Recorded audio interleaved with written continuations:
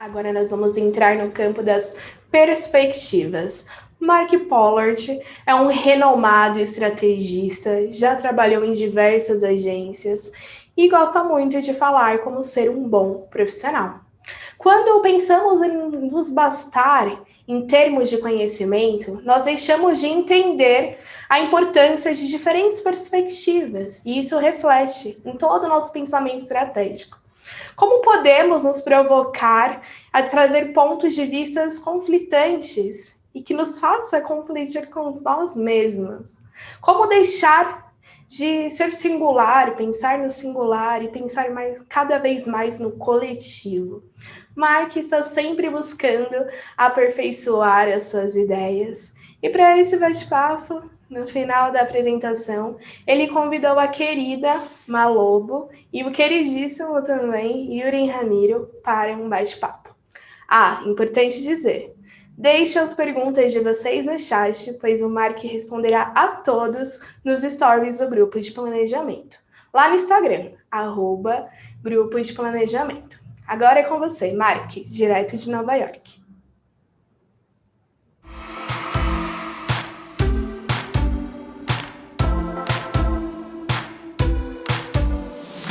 What's up, Brazil? Welcome to my presentation. We are everything, the ecstasy and misery of everybody's opinions. Look at this word, everything. How good is it? Think about it. You want it. You love it. You crave it.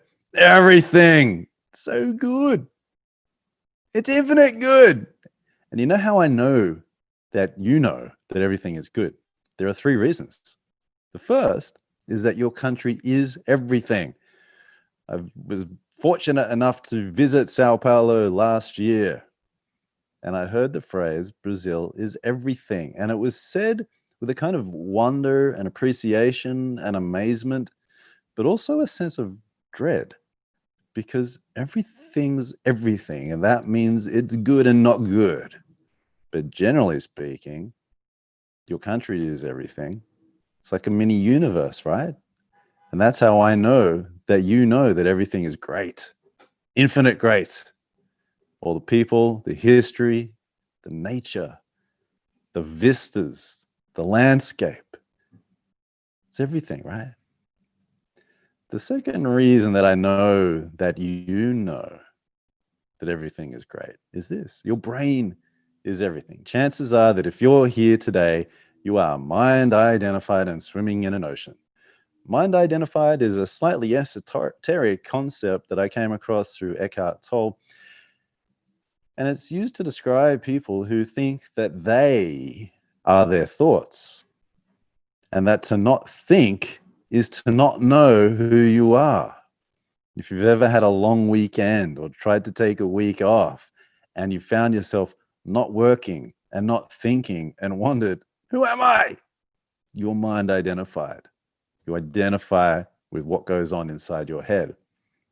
OCEAN, OCEAN, is an acronym of generally accepted research from the psychology world that describes the big 5 personality traits.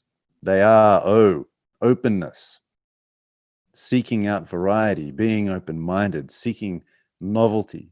C, conscientiousness, getting things done, for example, keeping things the way they're supposed to be. E, extroversion. A lot of people who do this work are extroverted. Many, I feel, are not always that extroverted. Agreeableness is A. Agreeing, disagreeing. I think a lot of strategy folk, at least in the agency world, are probably pretty agreeable people pleasers.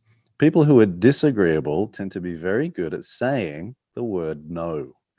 N is neuroticism. Neuroticism means, at least in the big 5 personality traits and the way that it's used there, a sense of balance. And people who do creative work tend to be high in openness and higher than average in neuroticism, not so structured and balanced. A bit messy, right?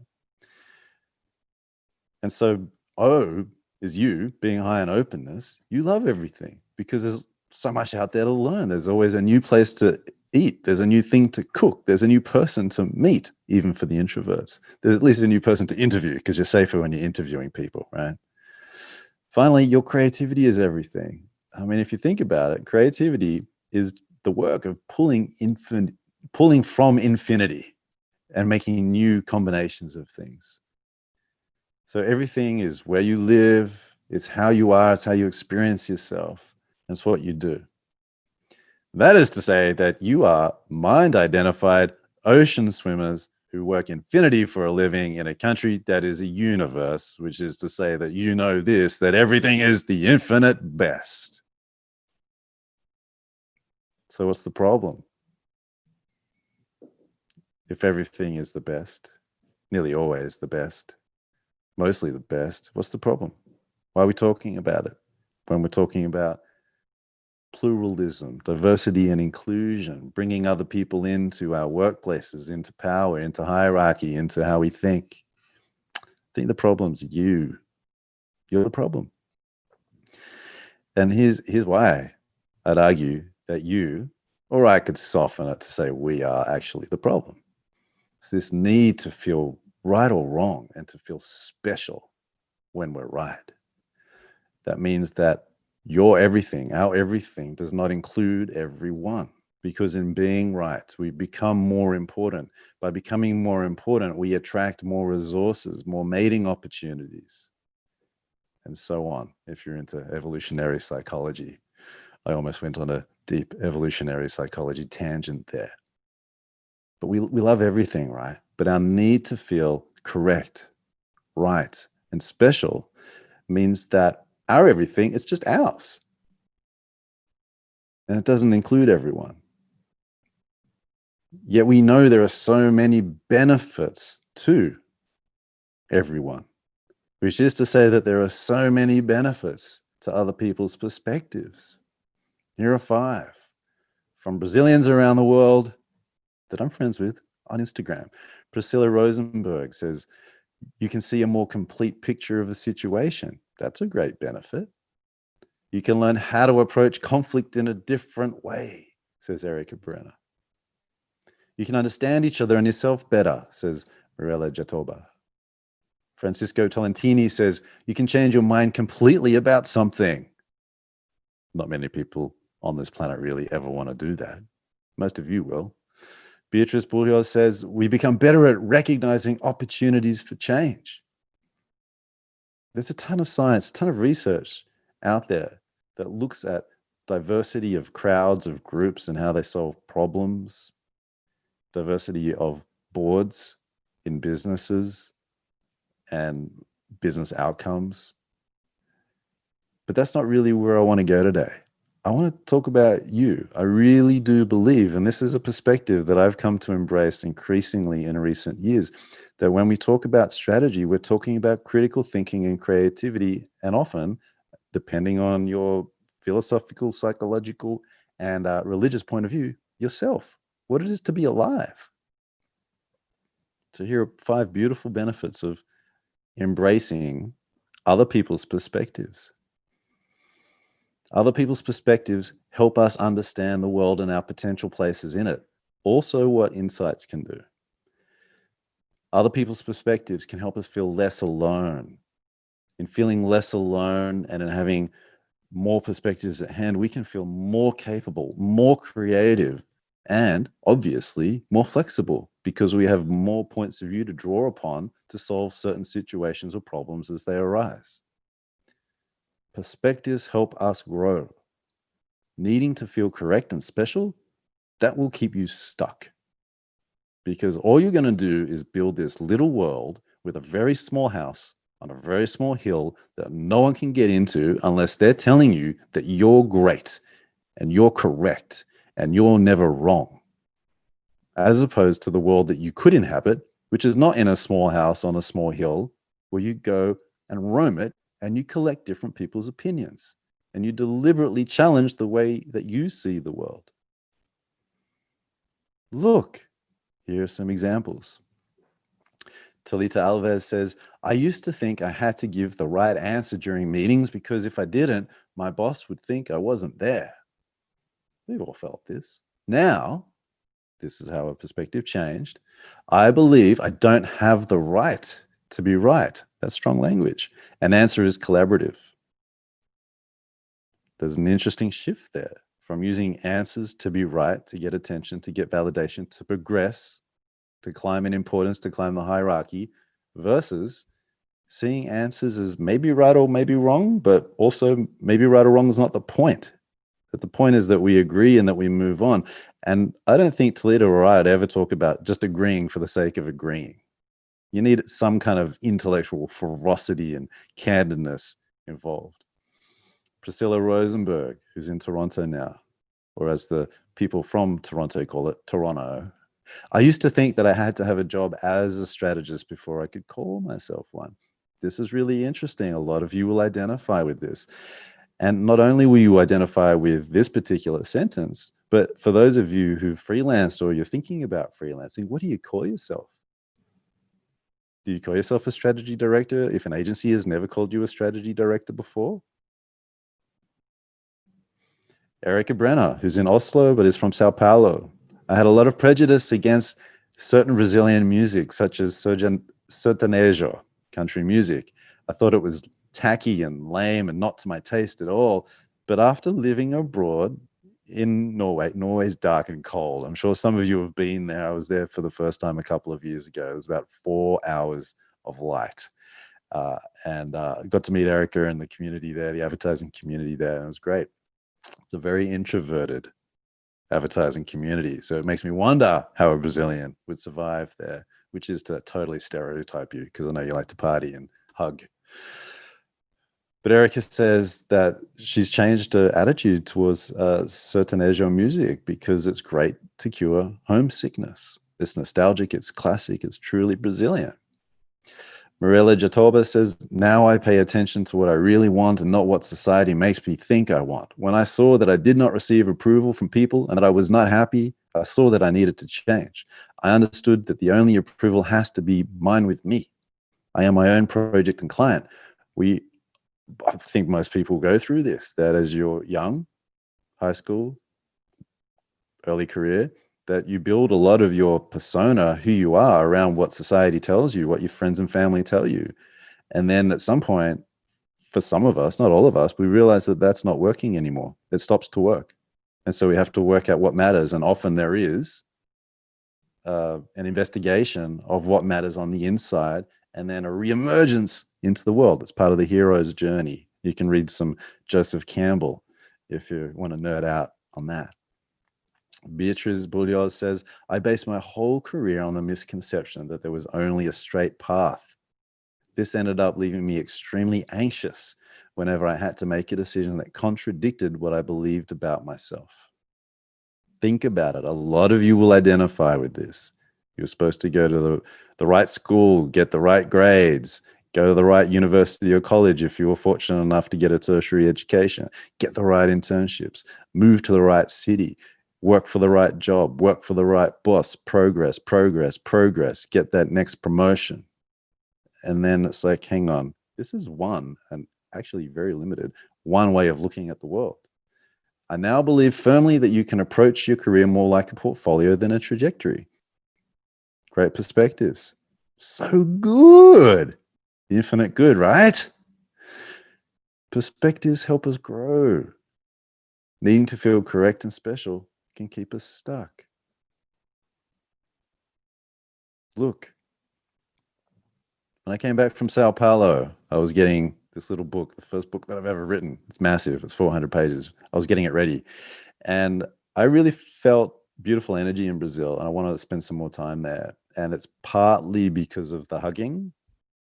It was not uncommon to enter a room and immediately be received by 10 to 20 hugs. I like that.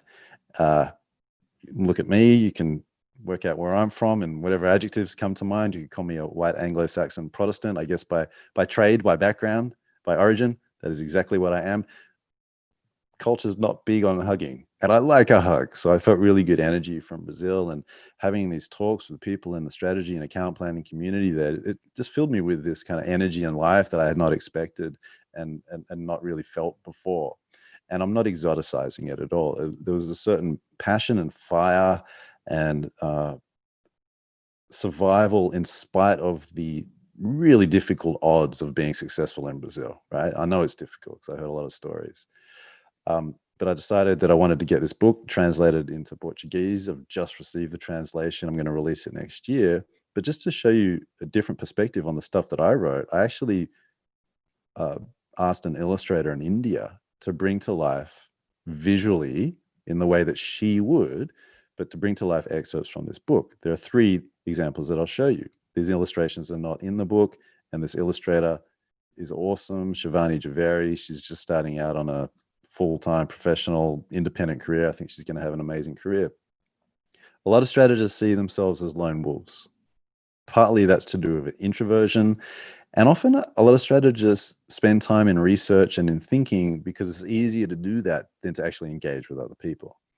And often a lot of us grew up in ways that weren't super clear about how to interact with the world. And so we study the world to work out how to exist in it. You know, I totally identify with feeling like a bit of an outsider for various reasons. I won't drag you into that right now.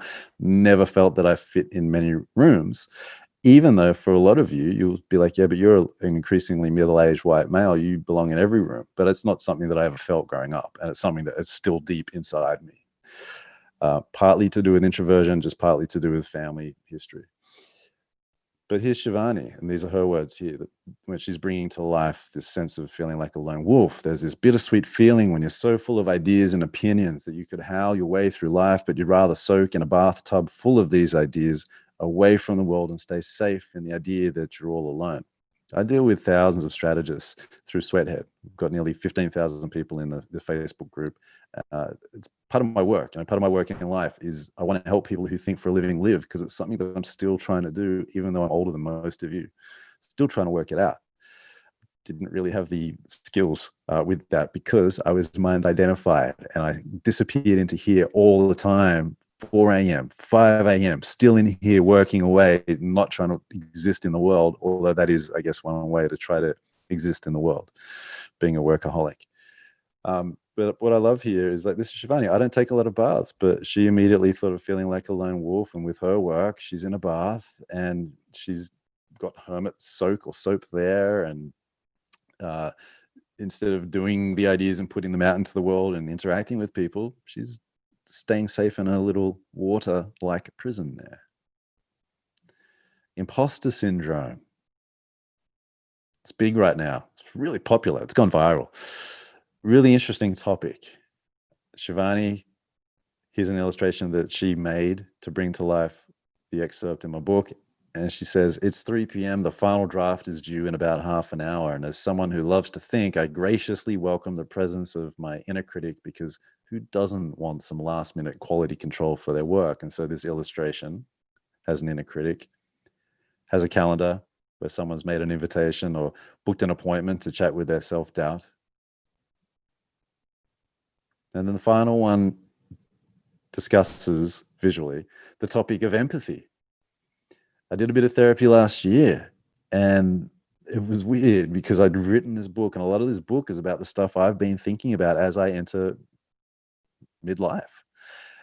And there's a section on empathy, and I'd finished writing it, and then I'm in this therapy session, and the therapist says to me, every time I ask you about your emotions, you tell me about other people's emotions. And I know I've got a tendency to talk about something I read or research that I found to help answer a question, as opposed to say, you know what, I'm angry. I don't feel good right now. I feel sad. I've never really done that. It's sort of lurked inside of me, but I've not put the words to it talking to myself, let alone in public. But it was really interesting to have a therapist, after you've written an excerpt on empathy and talking about empathy in your book being beautiful and powerful, but also having a dark side to it, in that sometimes you're just devouring other people's emotions and it's overwhelming and exhausting and you don't know what you think. But for a therapist to say, you know what, when I talk to you about your emotions, you just tell me about other people's emotions. I'm not saying the penny dropped there or that I know exactly what to do with it. Could be a multi-year journey, but it's quite interesting. And here's Shivani Javeri bringing to life this chapter about empathy. And these are her words here. Sometimes an empath can feel like they have worn too many people's emotions, stepped into too many shoes, and role-played too much. Oh, the perils of being an empath, where you constantly have to think about other people and what they're feeling. And so here she is, washing the emotions off the clothes that have also inhaled or absorbed other people's emotions, right? She's halfway around the world, probably 2 decades younger than me. But I love the energy that she brings to her work, and that we can be 2 decades apart, have never met, and halfway around the world, and somehow relate through words and pictures. There's a different perspective here. So good, right? Perspective. Infinite good. So reminder, right or wrong misses the point, because the point isn't about being correct and needing to feel special. The point is to absorb some of the perspectives that are out there and work out what you can do with them, take responsibility for them, and then take action for them. That's the point. It's not about being right or wrong. There are so many benefits to other people's perspectives, but if you are a strategist, other people's perspectives are your job. That's what I find deeply ironic about the industry, that we talk about diversity and inclusion and pluralism, etc., in a way where we're like, oh, that's new. And yet we are the people who talk about curiosity, who talk about going out and exploring the world. And it's like, well, why are we talking about this? Didn't we solve this? Shouldn't we have solved this? And we probably should have. Of all the people in the world, it's going to be the people with empathy who need to operate from a place of power to bring other people into that power. But there are empathetic people in those places who are high in openness, who are curious, who are novelty seeking, who care about other people. That, of all the professions, that's us. And yet we have not done a good enough job of bringing other people into the room, into our work, but most importantly, into positions of power, because that's what real diversity, inclusion, or pluralism is about. Listen, so we're now going to talk about perspectives and what's going on in the Brazilian strategy community with my dear friends, Mariana Lobo from Spotify and Iuren Ramiro from Planners BR. Welcome. Hello, Mark. Hello, Mark. What's up? When I found out about the topic for this talk being perspectives, I knew immediately what I wanted to call it. We are everything. And that came from a chat with both of you, but especially with Mariana, who told me when I was in Sao Paulo last year that Brazil is everything. And so how could I do a talk named after our chat based on perspectives without inviting you here? Mari, for those who are not familiar with the idea that Brazil is everything, what does that mean? Ai, o Brasil é tudo, porque ele é uma grande mistura, né? Tem uma rica cultura, tem pedaços do mundo inteiro aqui, e eu acho que esse grande caldeirão, esse grande jeitinho brasileiro do ponto de vista positivo, não do negativo, eu acho que tudo isso faz com que o Brasil ele seja um pouco de tudo, você encontra tudo aqui. E eu acho que como a gente tem vários pedaços do mundo, todo mundo se sente confortável, é um lugar amigável na maior parte das vezes. I love it. I love it. I have watched a whole bunch of TV shows and movies from Brazil on Netflix, and I've read a few books. It's really interesting because being there, I realized how little I knew about Brazil, and then I felt that was irresponsible of me. So I've been spending a bit of time trying to understand Brazil. It's obviously an incredible country. Iuren, what do you think are some of the benefits in seeking out perspectives in strategy work? Primeiro, dá para começar com o básico, né? A gente parar um pouco as coisas, botar o burro no meio da sala, sabe? A gente tem que olhar para a proposta. Essa proposta tem que ser assim mesmo. As características dela, o objetivo entregue. E quando a gente pensa nisso, ela tem que alcançar esses mesmos objetivos, né? Quando a gente pensa nisso, a gente começa a ter o olhar das pessoas meio torto, porque quando a gente traz o problema para dentro da sala,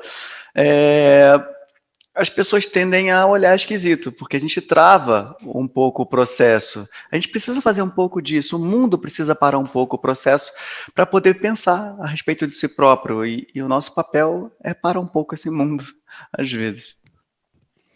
Yeah, it's interesting because I think there's something that for most people who are drawn to strategy work, there's something innate, something in them that makes them curious about other people's perspectives. And so to honor that in their work, I think is, to be able to honor that in their work and also to earn money from it, I think is amazing. Mari, what do you think are a couple of benefits of seeking out and learning from other people's perspectives?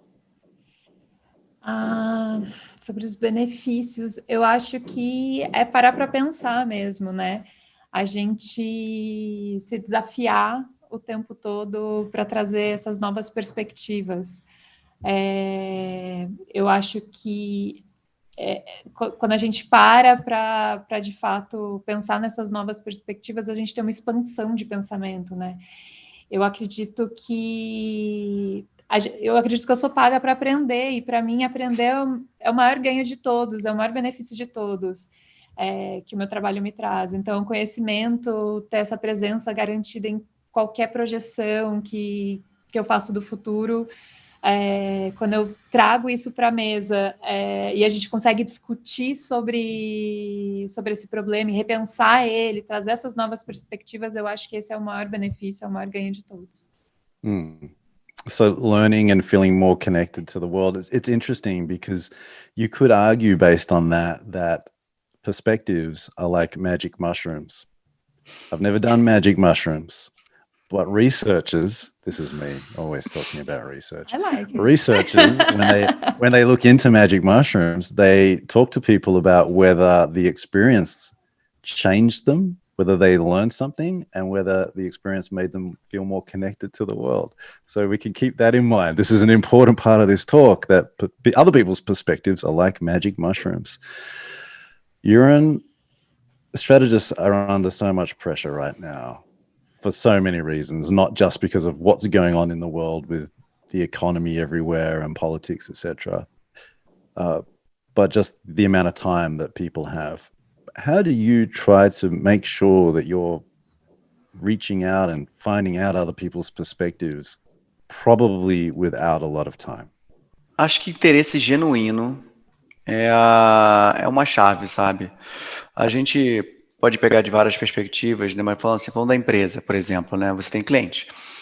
E você se interessar genuinamente pelos processos deles, entender as dores deles, se juntar junto com eles para poder ver como é o dia a dia deles e encontrar junto com eles oportunidades de melhoria, seja num serviço, seja num produto.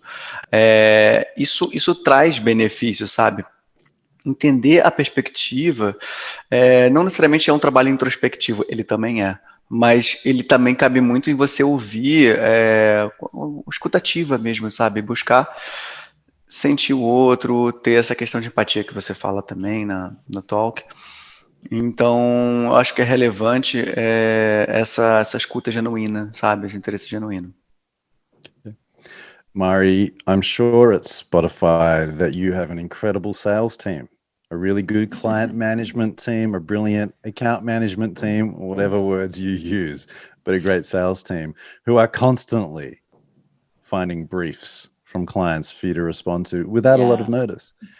How do you try to make sure that the way that you're thinking, the way that you respond to clients takes into account other people's perspectives, including the quote-unquote target audience? How do you do that when you're under pressure? Eu tento, assim, sempre olhar para fora, né? Olhar para o mundo. Eu acho que a gente não isolar o nosso pensamento, furar a tal da bolha, né? Ela é muito importante para a gente conseguir trazer, de fato, essas novas perspectivas e trazer um maior ganho para a entrega mesmo. Quando eu falo que, assim, que eu não deixo as minhas perspectivas, né, o meu ponto de vista, o meu horizonte ser limitado por um algoritmo, por exemplo. Eu tento sempre furar ele. Por mais que eu ainda consuma as coisas que me são sugeridas, eu tento olhar muito além disso. E além, olhar para quem é diferente de você, é você tentar entender como aquela pessoa se conecta ao seu desafio. E aí, quando você pensa a partir do momento de uma pessoa, do ser, assim, e traz isso para a sua entrega, eu acho que a gente tem um ganho, a gente tem um trabalho incrível. Então, assim, ter as pessoas no centro, as pessoas interessadas sobre aquele projeto, que fazem sentido para aquele projeto, no centro da sua discussão, ter essa questão da empatia, que nem Yuri falou, assim, eu acho que isso é primordial, é importantíssimo para a gente não ter sempre a mesma entrega, o mesmo projeto, só que com nomes diferentes. Pensar como eu posso, de fato, trazer o novo sem que as pessoas se desconectem com o que a gente está entregando, né? Awesome. Knowing both of you, I think what's interesting, because there will be people watching this who are maybe just starting out as a strategist or who want to become strategists. And what you'll find with people like Iuren and Mari, sorry to talk about you while you're both here, but there's something innate. There's a genuine curiosity. There's a genuine interest to find out about the world, sometimes to work out where the strategist fits into the world. That's often what's going on. And so you'll both Iuren and Mari are great strategy folk to look up to. They're constantly sharing things on the internet, bringing people together in communities and expressing. And it's just something that it's just how you are. And I think if you're not like that, it's going to be difficult to become a strategist or an account planner, at least in the genre that many of us think of it. Final question, what are a couple of the main challenges facing strategists working in Brazil right now? Challenges that perhaps we don't discuss enough. Iuren? I'm thinking. Eu vou... vamos lá. A interação com as pessoas. Se adaptar, né, é uma questão ao mundo online. Então, você pode ter um problema de interação.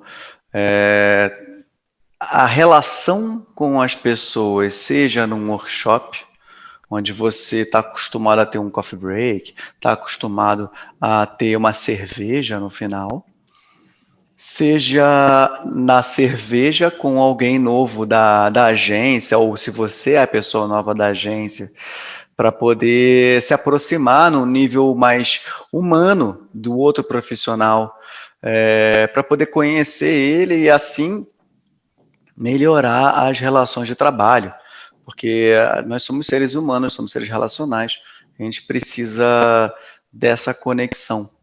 Eu acho que uma perspectiva é essa adaptação das relações humanas. Yeah, it's funny. I've worked in a few agencies in 2 countries now, and I used to get quite frustrated, and I found it difficult to adapt. And moving to New York, I probably had at least 5 years of culture shock. And one of the perspectives, one of the thoughts that helps me adapt these days is an obvious one that all of us doing creative work probably know deep down, but we don't always apply it to ourselves. And that is that everything is a creative constraint. If I sit down with a piece of paper and a pen, and that's all I have, that's all my material, but I'm determined to make art, and I draw a line that's quote unquote wrong, it's not wrong. It's just a creative constraint. I can use it. And I think that mentality, that perspective, I found it really useful, at least to keep me slightly more sane than not sane. Mari, challenges facing strategists. What you got? Bom, a gente tinha discutido antes essa questão com Yuri. Uhum. E eu estou muito com ele a questão da adaptação. Assim, a gente está num momento de reestruturar como a gente se conecta às pessoas. Então, estar conectado e se adaptar a esse momento que a gente vive. E não só esse momento que a gente vive, mas tipo quando você muda de um lugar para o outro, a questão da adaptação, eu acho que é o principal desafio. A conexão com as pessoas, ela é, de fato, também um outro desafio. Mas eu acho que essa questão, esse momento Covid que a gente anda vivendo e esse momento ele acaba trazendo para a gente novas perspectivas. Então, quando a gente tenta olhar para esse momento com o que a gente queria no momento anterior, a gente vai ficar frustrado. Quando a gente passa a ter um novo olhar e fala assim, bom, mudou, vai mudar também a forma como eu vou trabalhar e o que eu vou entregar. E quando a gente aceita essa mudança e se adapta a esses novos momentos, eu acho que as barreiras caem. Então, de fato, assim, a adaptação e a conexão com as pessoas é o mais importante e é o que faz também o olho brilhar, assim, porque se conectar ao outro é uma coisa muito bonita, é uma coisa que eu adoro, assim, e é uma coisa que me traz energia, novas visões de mundo. I love it. I love it.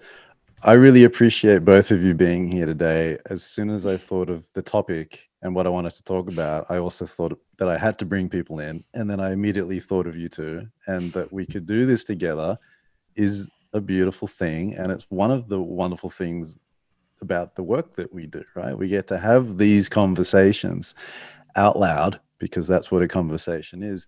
And some of the things that we've talked about today, they're not the most difficult topics, but often they don't get discussed in the workplace in an honest way, because sometimes when you bring a problem to other people, you are the problem. Thank you, Iuren Ramiro from Planners BR and Mariana Lobo from Spotify, for jumping into this chat. Thank you, Mark. Thank you, Mark. So we've clearly established that everything is the infinite best, and that if we really believed it, that our everything would involve everyone, we would involve a lot of perspectives.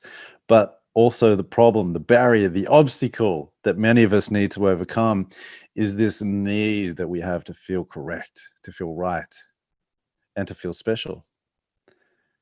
Because that need, that can distract us. It can create this callous, freeze us.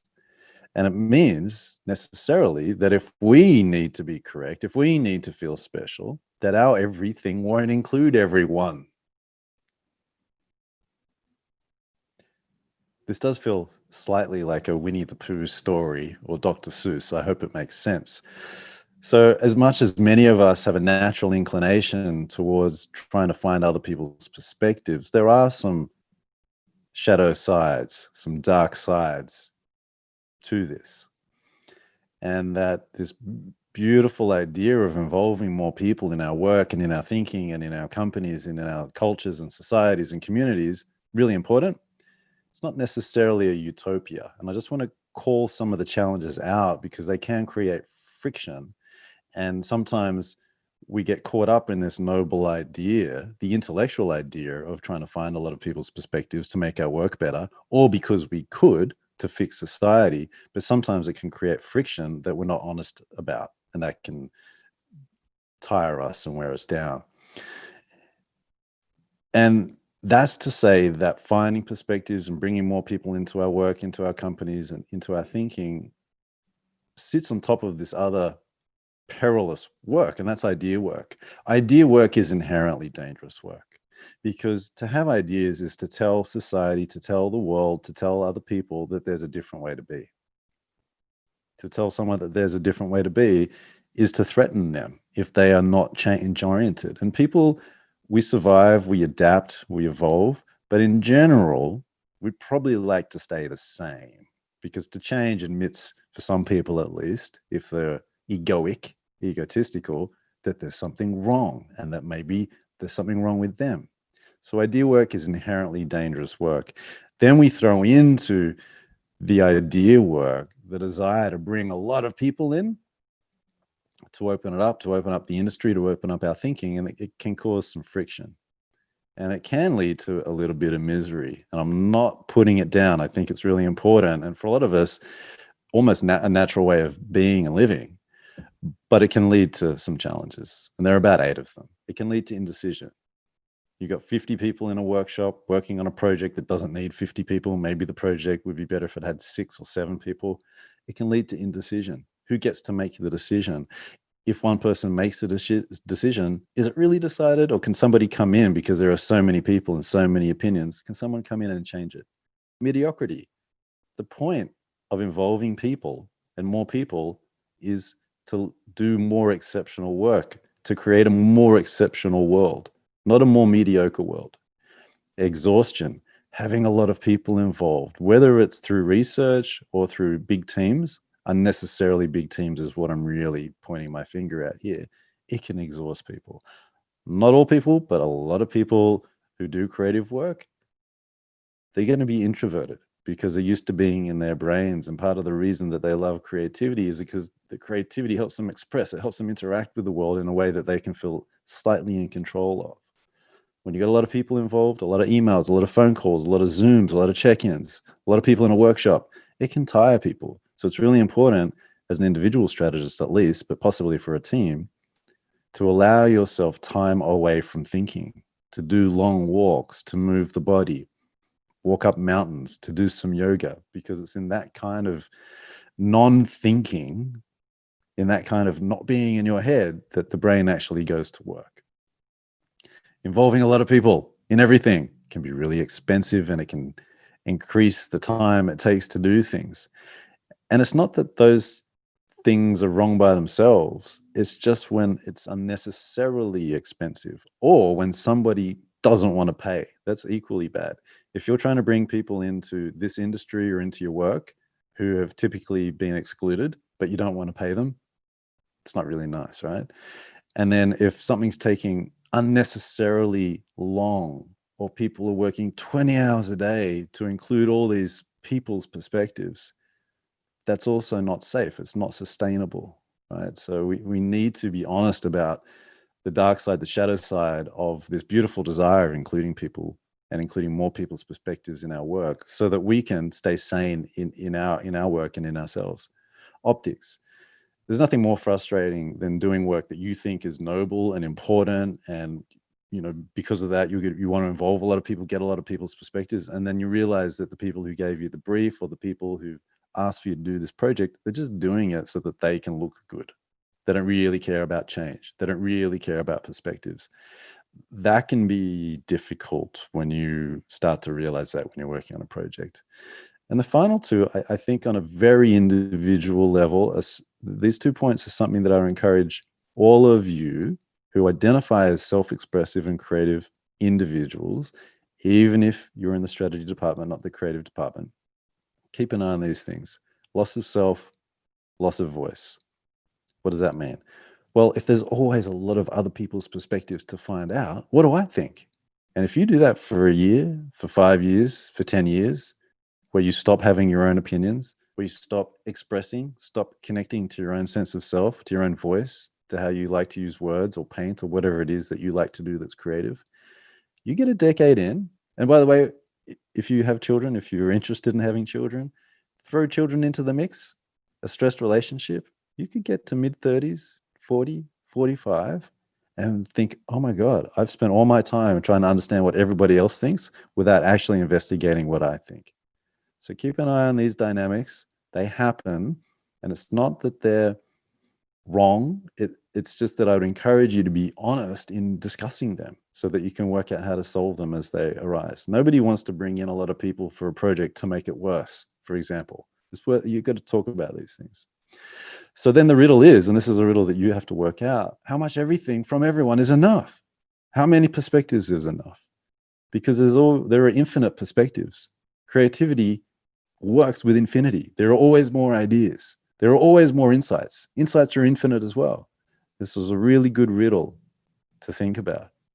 But there's no simple answer. And the point is that the goal is growth. Remember? Perspectives, other people's perspectives on an individual level, let alone in our work, let alone in our careers, let alone with the brands that we work on. These perspectives help us grow, help the brand grow, help our clients grow, help our companies grow. It's not a matter about being right or wrong. It's about growth. So a big shout out to everyone who turned up today, physically, in the face, in the flesh, or spiritually through electronic devices and through email. I think to talk about perspectives means that you need to bring in other people's perspectives. And it's a beautiful thing to do. And one thing that I've really felt in recent years doing interviews is that every time I interact with someone or I get a little response from them in an email or when I'm doing research, it's like taking a little slice of infinity and just putting it in my laptop. And it's this beautiful thing, to the point where also I have to talk myself down. I have to calm down because there's always more to learn. There are always more people to talk to. But it is one of the beautiful things about our job, that our jobs are about everything. They're about finding out perspectives on everything. Just remember that you need to work out how to be creative within yourself so that you actually have a perspective on yourself, because that's the most challenging thing to lose. Peace.